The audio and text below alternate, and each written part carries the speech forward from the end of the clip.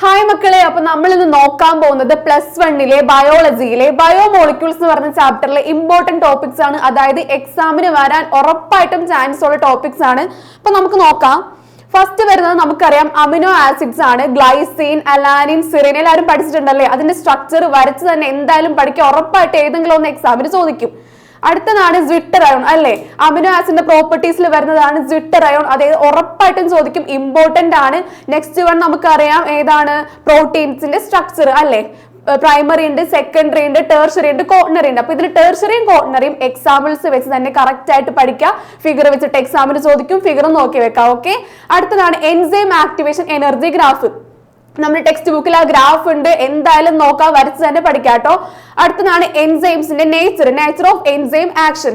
അത് നമുക്കറിയാം, enzyme substrate എന്താണ്? പ്രൊഡക്റ്റ് ആയിട്ട് മാറുന്ന ഒരു റിയാക്ഷൻ ആണ്, പഠിച്ചിട്ടുണ്ട്, നോക്കി വെക്കാം. നെക്സ്റ്റ് വൺ ആണ് കോമ്പറ്റേറ്റീവ് ഇൻഹിബിഷൻ, ഉറപ്പായിട്ടും ചോദിക്കും. ലാസ്റ്റ് വൺ ആണ് എൻസൈംസിന്റെ ക്ലാസിഫിക്കേഷൻ. അപ്പൊ നമുക്കറിയാം എൻസൈംസിനെ ക്ലാസിഫൈ ചെയ്തിട്ടുണ്ട്: oxidoreductase, transferase, isomerase, lyase, ligase, hydrolase അല്ലെ? ഇത്രയുണ്ട് ക്ലാസിഫിക്കേഷൻ. അപ്പൊ ഇതെല്ലാം നോക്കി വെക്കാം. ഓക്കെ.